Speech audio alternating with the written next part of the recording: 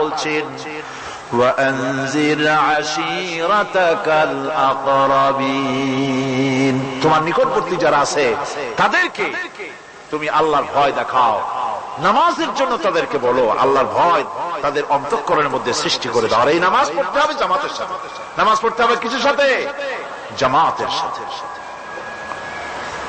রাসূল করিম সাল্লাল্লাহু আলাইহি ওয়াসাল্লাম বলছেন, হুজুরের কাছে আল্লাহর নবীর কাছে হযরতে আবু হুরায়রা রাদিয়াল্লাহু তাআলা আনহু হাদিসটি বর্ণনা করেছেন। হুজুরের কাছে একজন অন্ধ লোক এলো। সেই অন্ধ লোক এসে বললেন, হুজুর আমি তো চোখে দেখি না, জামাতের যে গুরুত্বের কথা আপনি বললেন, আমাকে কি রুখসত দেওয়া যায় নাকি? আমি অনেক সময় সাথী সঙ্গী পাই না, আমাকে কি রুখসত দেওয়া যায় নাকি? হুজুর বললেন, হ্যাঁ তোমাকে রুখসত দেওয়া গেল। অন্ধ যখন হেঁটে যাচ্ছিলেন, নবীজি তাকে আবার ডাকলেন, ডেকে জিজ্ঞেস করলেন, অন্ধ নামাজের